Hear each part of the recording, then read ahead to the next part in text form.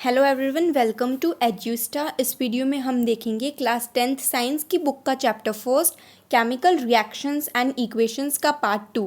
इससे पहले पार्ट 1 में हमने केमिकल रिएक्शंस और केमिकल चेंज के बारे में पढ़ा था और कुछ एक्टिविटीज़ परफॉर्म की थी।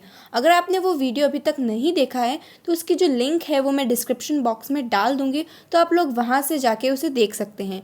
तो स्टार्ट करते हैं आज का हमारा टॉपिक केमिकल इक्वेशंस के साथ। तो बेसिकली केमिकल इक्वेशंस क्या होती है। एक्टिविटी फर्स्ट में हमने पढ़ा था कि जब हम मैग्नीशियम रिबन को ऑक्सीजन के प्रेजेंस में बर्न करेंगे तो एक नया सब्सटेंस फॉर्म होगा, that is magnesium oxide. This description of chemical reaction in a sentence form is quite long.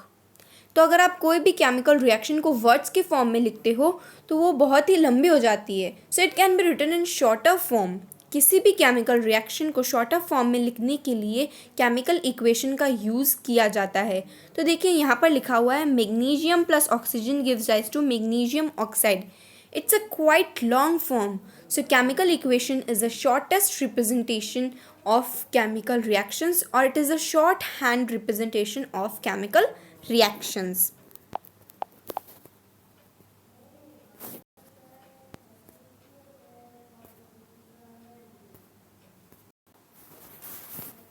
तो देखिए मैग्नीशियम को हमने जब बर्न किया तब मैग्नीशियम ऑक्साइड निकला, तो इसे हम सिंबल्स एंड फॉर्मूले के थ्रू कैसे रिप्रेजेंट करेंगे। मैग्नीशियम का सिंबल होता है Mg, ऑक्सीजन का सिंबल होता है O2 एंड मैग्नीशियम ऑक्साइड का सिंबल हो जाएगा MgO। तो लेफ्ट हैंड साइड में हमारे लिखा जाएंगे reactants and right hand side में हमारे लिखे जाएंगे प्रोडक्ट। तो Mg प्लस O2 इन दोनों ने जब आपस में रिएक्ट किया तो उन्हें इसलिए रिएक्टेंट्स बोला जाता है, और MgO जो कि फाइनल प्रोडक्ट निकला दोनों को रिएक्ट करने के बाद में उसे प्रोडक्ट्स बोला जाता है। रिएक्टेंट्स को लेफ्ट हैंड साइड में लिखा जाता है एंड प्रोडक्ट्स को राइट हैंड साइड में लिखा जाता है। Arrow shows the direction of the reaction.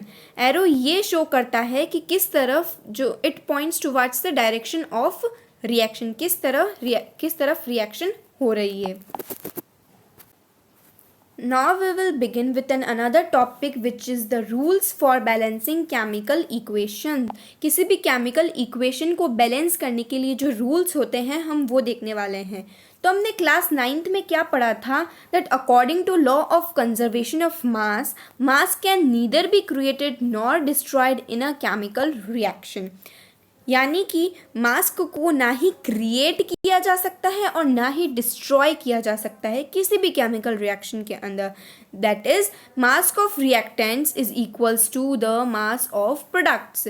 यानी जितने एटम्स रिएक्टेंट्स के होंगे उतने ही एटम प्रोडक्ट्स में होंगे।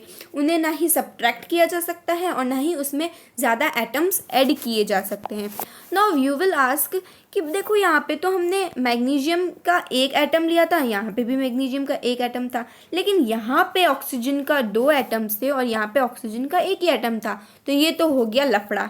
तो इसको क्या बोलेंगे, इसको हम बोलेंगे अनबैलेंस्ड इक्वेशन, क्योंकि ये बैलेंस्ड नहीं है, और हम इसे बोल सकते हैं स्केलेटल केमिकल इक्वेशन। इस जो अनबैलेंस्ड इक्वेशन को स्केलेटल केमिकल इक्वेशन के नाम से भी जाना जाता है। तो अब हम क्या करेंगे, इस इक्वेशन को बैलेंस करने के लिए यहाँ पे अगर मैं Mg के पास 2 लिख दूँ तो क्या हो जाएगा, और यहाँ पे भी 2 लिख दूँ तो कितने हो जाएंगे। देखिए मैग्नीशियम के 2 एटम्स, मैग्नीशियम के 2 एटम्स, एंड यहाँ पे ऑक्सीजन के 2 एटम्स और यहाँ पे ऑक्सीजन का 1 था, इनटू 2 हो गया, तो कितने हो जाएंगे, ऑक्सीजन के 2 एटम्स हो जाएंगे। देखिए यहाँ पे बीच में प्लस का साइन था, इसलिए हमने इस जो Mg के 2 है उसको इसके साथ मल्टीप्लाई नहीं किया, लेकिन यहाँ पे जो मल्टीप्लिकेशन हो रहा है तो यहाँ पे Mg के पास में जो 2 साइन है वो पूरा का पूरा MgO के लिए है ना। अब हम फर्स्ट एग्जाम्पल देखते हैं बैलेंस करने के लिए। Zn plus H2SO4 ZnSO4 plus H2। तो यहाँ पे देखिए Zn यानी जिंक के कितने एटम्स हैं, 1 है। इसको 0 नहीं माना जाता है, 1 ही माना जाता है केमिस्ट्री के अंदर।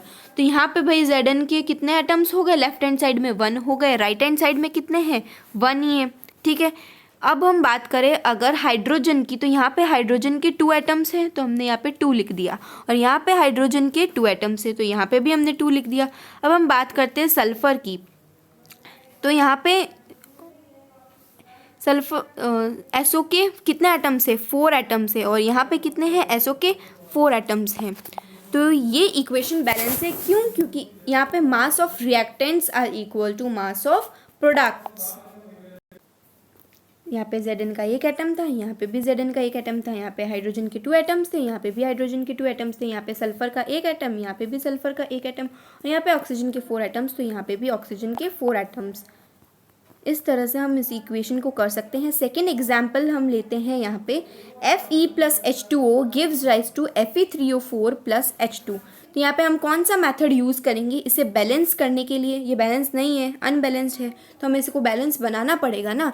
ये बैलेंस क्यों नहीं है? पहले तो देखिए, यहाँ पे आयरन का सिर्फ एक ही एटम है और यहाँ पे आयरन के 3 एटम्स हैं, यहाँ पे हाइड्रोजन के 2 एटम्स है और यहाँ पे हाइड्रोजन के 2 एटम्स है, यहाँ पे ऑक्सीजन का 1 एटम है और यहाँ पे ऑक्सीजन के 4 एटम्स हैं।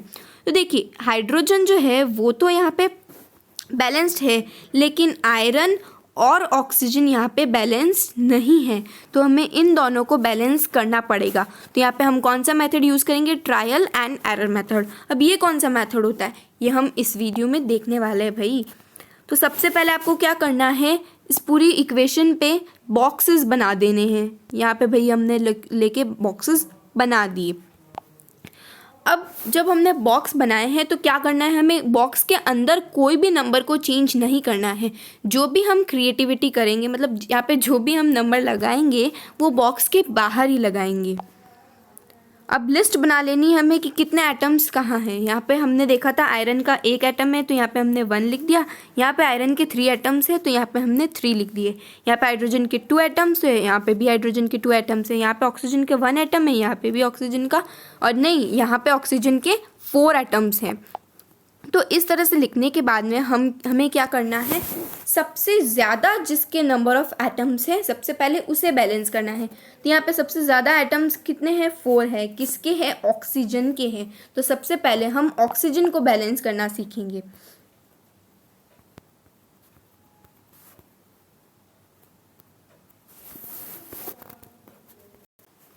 तो अगर यहाँ पे मैं 4 एटम्स लगा दूँ तो यहाँ पे कितने हो जाएंगे? ऑक्सीजन के 4 एटम्स हो जाएंगे, और यहाँ पे भी ऑक्सीजन के 4 एटम्स हो जाएंगे, है ना। तो यहाँ पे हमने क्या किया, कोएफिशिएंट 4 को यहाँ पे हमने पुट कर दिया। नाउ बैलेंस Fe, आयरन और हाइड्रोजन को बैलेंस करना है।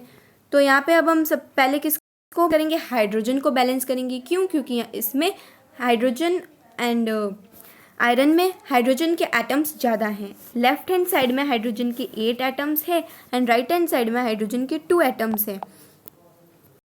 ना अब आप पूछोगे कि यहाँ पे तो हाइड्रोजन बैलेंस था, 2 एटम्स इक्वल थे। नहीं, हमने जब यहाँ पे 4 कोएफिशिएंट लगा दिया तो यहाँ पे हाइड्रोजन भी कितने हो गए? 2 × 4 8 हो गए हाइड्रोजन। तो हमें पहले वापस जाके देखना पड़ता है पीछे। तो यहाँ पे 8 हाइड्रोजन के एटम्स हो गए, लेकिन यहाँ पे तो 2 ही रह गए। तो अब हमें इसे को बैलेंस करना पड़ेगा। क्या करेंगे हम इसे बैलेंस करने के लिए? यहाँ पे हम 4 पुट कर देंगे कोएफिशिएंट में। तो 4 × 2 कितना हो जाएगा? ये यहाँ पे भी हाइड्रोजन के 8 एटम्स हो जाएंगे। तो अब हम आयरन को बैलेंस करते हैं। यहाँ पे आयरन के 3 एटम्स हैं, यहाँ पे आयरन का 1 एटम ही है। तो हम क्या करेंगे, सिंपली यहाँ पे 3 लिख देंगे। तो यहाँ पे आयरन के 3 एटम्स हो जाएंगे और यहाँ पे भी आयरन के 3 एटम्स हो जाएंगे। तो यहाँ पे आयरन को बैलेंस करने के बाद में हम देख सकते हैं कि ये जो इक्वेशन है हमारी बैलेंस हो गई है। चेक कर लेते हैं।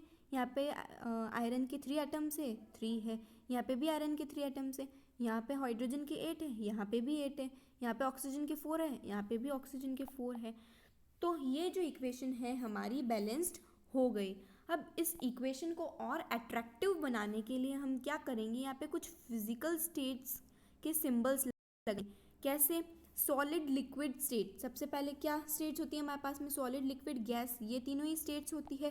तो इनके सिंबल्स लगाएंगे, that are S, L and gas. अगर कोई भी एलिमेंट है, अगर वो सॉलिड है तो S लगेगा, लिक्विड है तो L लगेगा, और अगर वो गैस है तो G लगेगा। प्लस हम इसमें क्या कर सकते हैं, इन्फॉर्मेटिव अगर किसी भी इक्वेशन, केमिकल इक्वेशन को बनाना है तो हम रिएक्शन में क्या लिख सकते हैं, एरो के ऊपर या तो टेम्परेचर लिख सकते हैं कि कितना टेम्परेचर लगा है, और नीचे प्रेशर लिख सकते हैं। ऊपर नीचे कहीं पे भी लिखो, कुछ भी लिखो। हीट के लिए हम डेल्टा वाला साइन लगा सकते हैं, मैथ्स में डेल्टा होता है और केमिस्ट्री में ये हीट को शो करता है, तो एरो के ऊपर नीचे हम इसको लगा सकते हैं। अब यहाँ पे कुछ क्वेश्चंस दिए हुए हैं प्रैक्टिस के लिए, अगर आप चाहे तो इन्हें प्रैक्टिस करना तो आप इनको बैलेंस कर सकते हैं।